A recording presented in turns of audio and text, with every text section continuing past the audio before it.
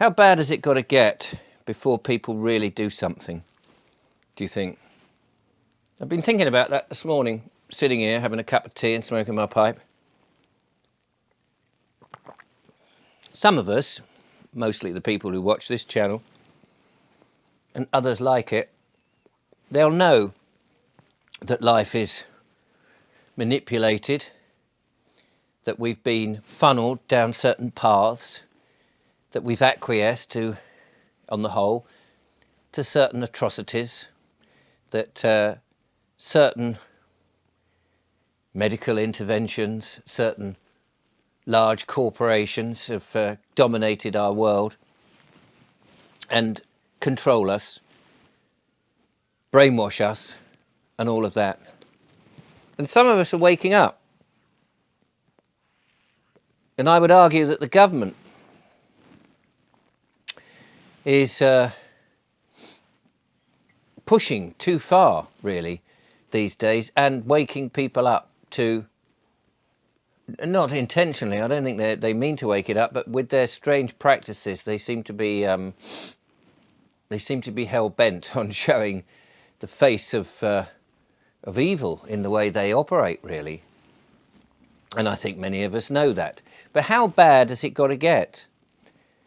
It does seem to me that, having been in this space now, going down the rabbit holes and all these sort of things, that those that are going to wake up are going to wake up, and those that really, you know, they like to wake up, they like to do a bit of the research, they like to talk about it, but they don't really want to do anything about it. You know, a few people will go to protests and marches and sign petitions. Not that that really does any difference. We know that doesn't any difference on the whole, because basically, if it did, we would have seen change many, many years ago. I was sent a petition the other day and said, oh, would you sign this petition? And I said to them, I said, wasn't there a petition recently to oust Mr. Starmer from the government? About 3 million people apparently signed this petition. What happened to that? 3 million people, that's quite a big petition, quietly went away, didn't it? Quietly sort of went, oh yeah, we'll forget that. So petitions clearly don't work, but almost every week I'll get a petition. Somebody has said, oh, sign this petition. A petition is just begging. It's just saying, please, please, could we not do this? Do you mind? Well, the people who've made up their mind to do it in the first place have made up their mind to do it in the first place. I think one should recognise that. And the fact that a few people have just signed some electronic thing to say, please, please, can we not do that, is really not going to do it. It's not going to wash, is it? One has to do a bit more than just sign a digital thing to say, please, please, can we not do that? But how bad has it got to get? And when I think about how bad it is, I think, well, how bad has it got to get? I mean, we have, as you know, we could reel off these things quite easily. Chemtrailing in the skies, of course, that was a big conspiracy. Oh, no, they're not doing that. No, no, that's a load of old rubbish. They're not doing that, Richard.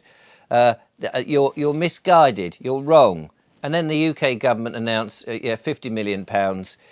We're going to reflect the sun back up into the sky. We're going to put in some particles into there, reflective particles, whatever it might be.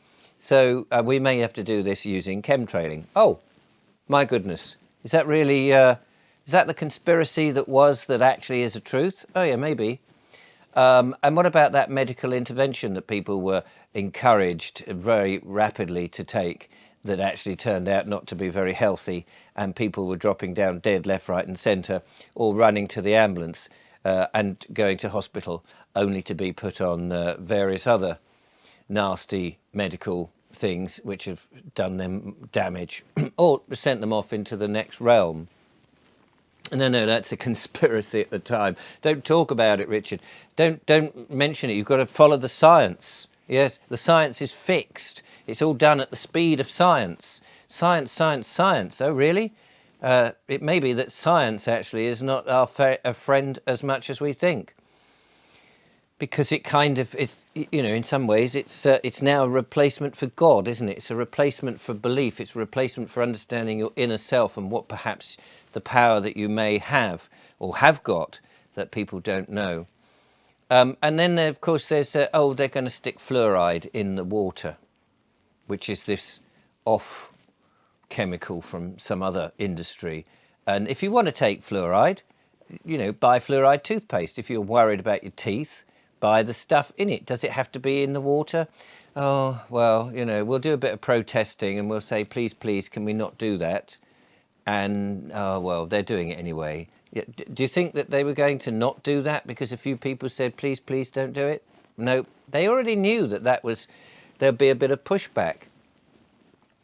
It's funny, really, because I'm writing a book. I've nearly finished it now, Biggleswick, the town that wouldn't comply. And when you write a novel, you have to put yourself into the other people's shoes, the characters' shoes, and think, well, what do they think?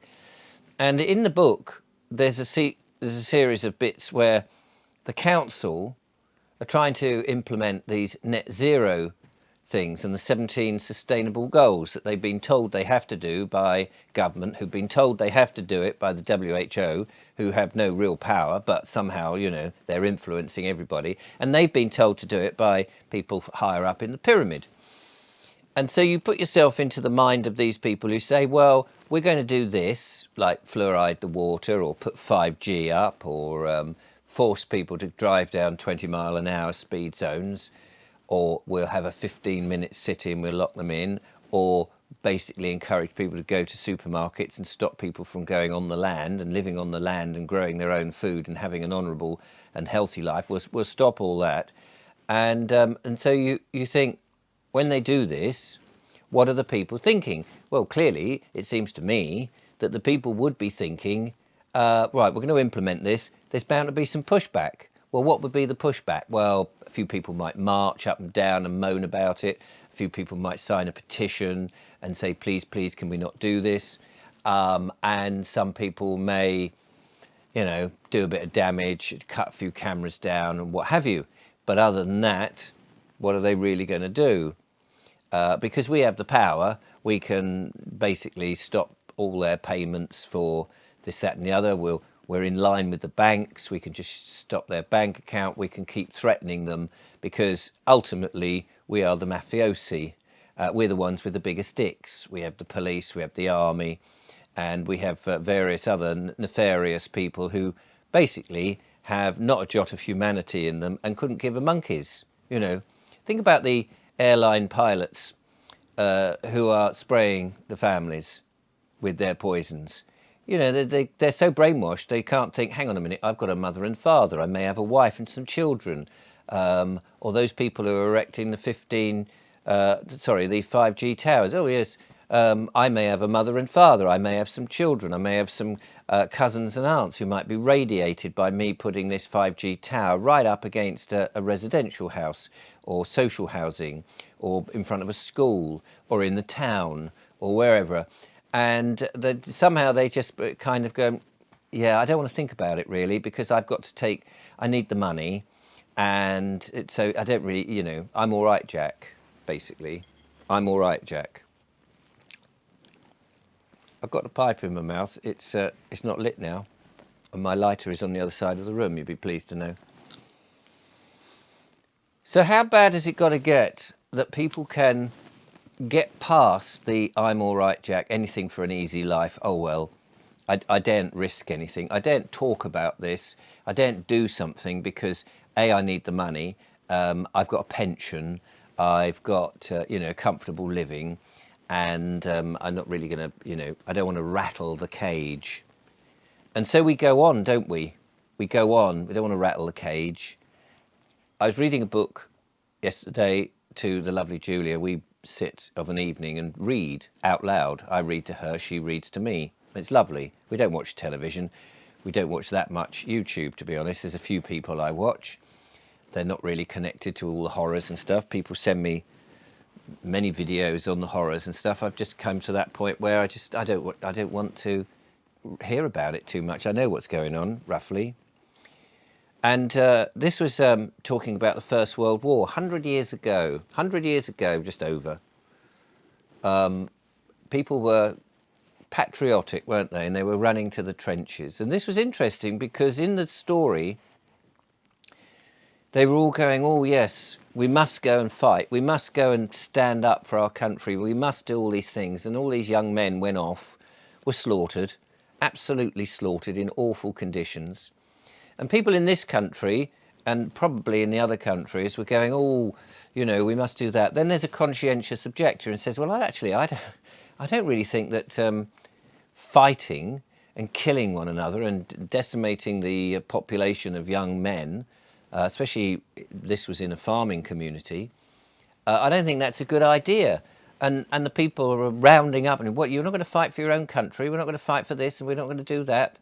And it's like, well, why do we want to kill everybody?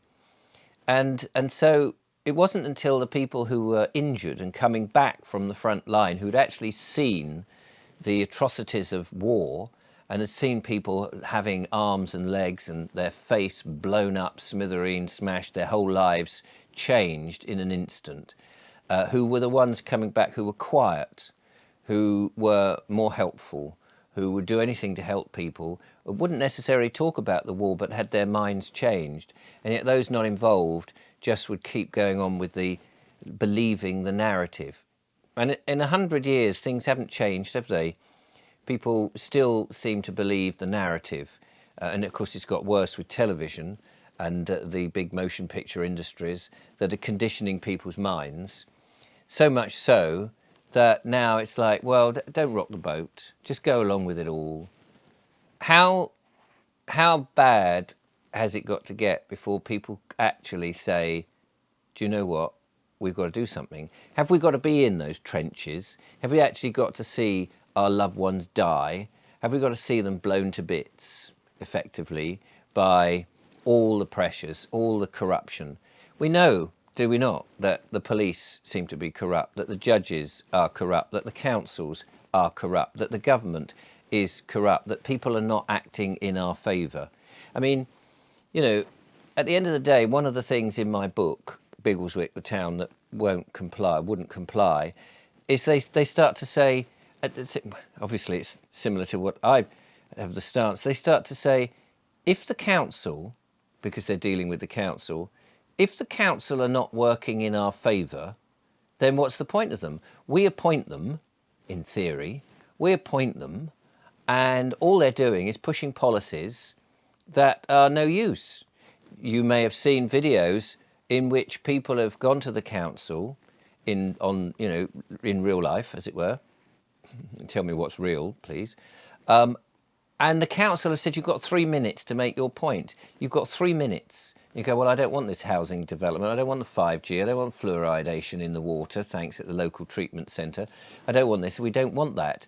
And the council are going, you've only got 3 minutes to make your argument. We've got 2 hours to discuss how we're going to implement it and how we're going to railroad it to you. But you've only got 3 minutes. And by the way, if you speak any longer than 3 minutes, we're not really listening to you, but we have to do it as a matter of course, you know, to look like we're fair. Oh yeah, you've had your 3 minutes. Stop talking now, please. Well, wait a minute. This is implementing our lives. You're not letting it. And at what point do people say, if the council and the government and any of these people who we've appointed are not saying, how can we help you better your lives? That's surely what the role of the council, the government and the police and the judiciary. How can we better your lives? How can we say, oh, you want to live on the land? Yeah, no problem. We'll live on the land. Yeah, no, we'll be there to support you and help you every way to make it work. If you're going to do it holistically, you're not going to make a mess, you're not fly tipping, you're not building shanty towns which are ugly and going to impact anybody else, you're not doing any harm, you're not causing any loss, you're not polluting the place. How can we help you? But they don't, do they? They just say, no, you can't do it. They find every reason for you to stop you from doing it. No, there's a rule here, there's this, that and the other. You drive your car a little bit faster and they go, well, we want to take your money from you. No, what's the mitigating circumstance? Oh, you drove a bit fast on that road.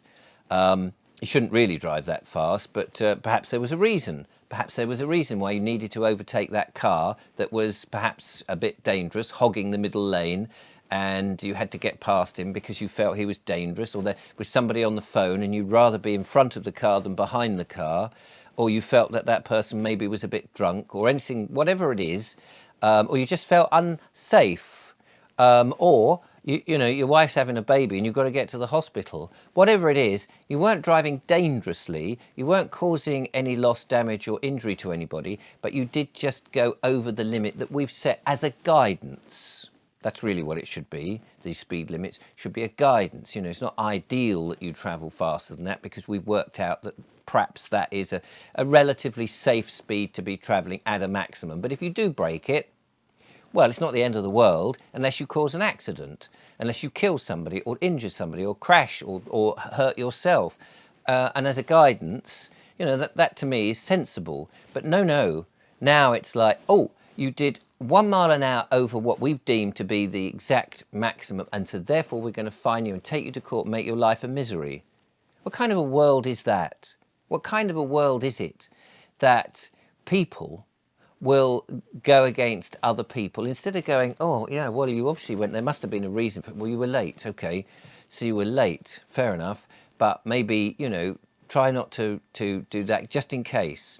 But no, we've turned into a society that will no longer listen. I remember with an internet service provider and telephone all in one. Sorry, I'm waffling on a bit today. And I rang up and I said, oh, I need to upgrade, blah, blah, blah. And then it was taking forever and it wasn't working. And it was all within 3 days. And I said, actually, do you know what? I'd rather not have this now because your service doesn't seem to be very good. And I'd like to go with a different service. So do you mind? And they said, no, you verbally agreed. That's it. I said, but hang on a minute. I've been with you for something like 20 years. You've now proved that my call isn't interesting to you or useful to you. It's not important anymore. You're treating me like a number. Actually, no, it's been deemed that you have this contract. You are now obliged to have it for 2 years. You've got to pay us, or you can pay us this great lump of money. And you think, where's the humanity gone in the world with these dead entity corporations and their contracts? And they say, oh no, you can't just change your mind anymore because we have a phone call, we have a recording of you. How bad has it got to get, ladies and gentlemen?